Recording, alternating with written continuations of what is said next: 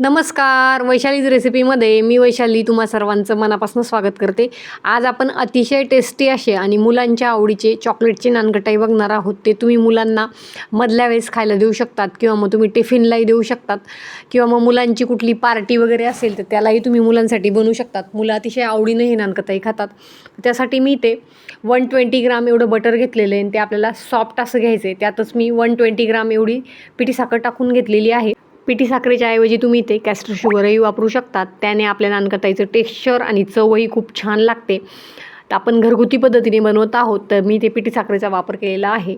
तुमच्याकडे castor sugar असेल तर तुम्ही ती नक्की वापरा. आता हे आपण व्यवस्थित बीट करून घ्यायचं आहे. बघा एकदम फ्लपी असं बॅटर होईपर्यंत आणि ह्या बटरचा कलर चेंज होईपर्यंत आपल्याला हे फेटून घ्यायचं आहे. या प्रोसेसला साधारण 5 ते 10 मिनटं लागतात. तुमचा हात दुखू शकतो परंतु तुमचा फायनल रिझल्ट याने खूप छान येतो. बघा व्हिप क्रीम जशी घट्टसर अशी आपण फेटतो तसं मी इथे हे बॅटर फेटून घेतलेलं आहे. आता आपल्याला इथे 20 ग्राम कोको पावडर, 30 ग्राम मी इथे बेसन घेतलेलं आहे आणि 40 ग्राम आपल्याला रवा टाकून घ्यायचा आहे. 1/8 टीस्पून मी ते बेकिंग पावडर घेतलेली आहे तीही आपल्याला यात टाकून घ्यायची आहे. आणि 1 कप मी इथे साधारण मैदा घेतलेला आहे तोही आपल्याला यात टाकून घ्यायचा आहे. 1/4 टीस्पून एवढं मी ते मीठ टाकून घेतलेलं आहे. बटर जर तुमचं सॉल्टेड असेल तर मीठ टाकण्याची काही गरज नाही. आता ही संपूर्ण जिन्नस आपल्याला हलक्या हाताने या बाउलमध्ये मिक्स करून घ्यायचे. तर आता हे मी व्यवस्थित मिक्स करणार आहे. इथे मी एक नेसकॅफेचं कॉफीचं सॅचेट घेतले. त्यातलं 1 टीस्पून एवढी आपल्याला कॉफी टाकून घ्यायची. याने आपल्या ज्या नानकटाईची चव आहे ना ती खूप छान लागते.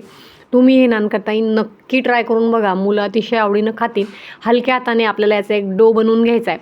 आता हा जो बाउल आहे तो जरा छोटा पडतो आहे म्हणून मी एका ताटामध्ये हे मिश्रण काढून घेणार आहे जेणेकरून आपल्याला ते मिक्स करायला सोपं जाईल. आता हलक्या हाताने याचा डो बनवून घ्यायचा आहे. तुम्हाला जर वाटत असेल की हे डो बनत नाही आहे तर त्यात आपल्याला साधारण 1 ते 2 टेबलस्पून एवढं दूध टाकून घ्यायचं आहे.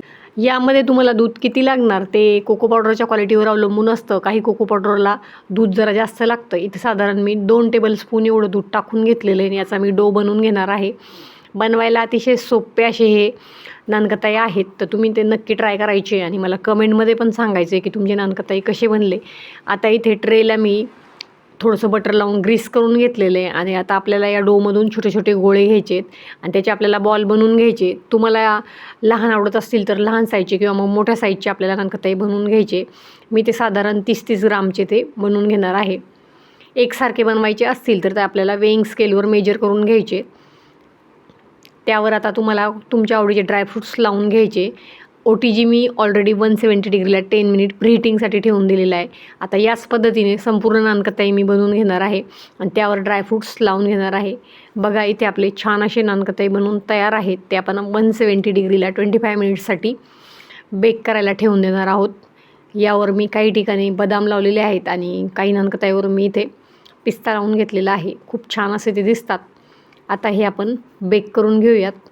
बेक केल्यानंतर मस्त असे आपले हे नानकटाई बनवून तयार आहेत. तुम्ही बघू शकतात खालच्या साईडने ते छान असे बेक झालेले मस्त असे त्यांना क्रॅक्स पण पडलेले आहेत.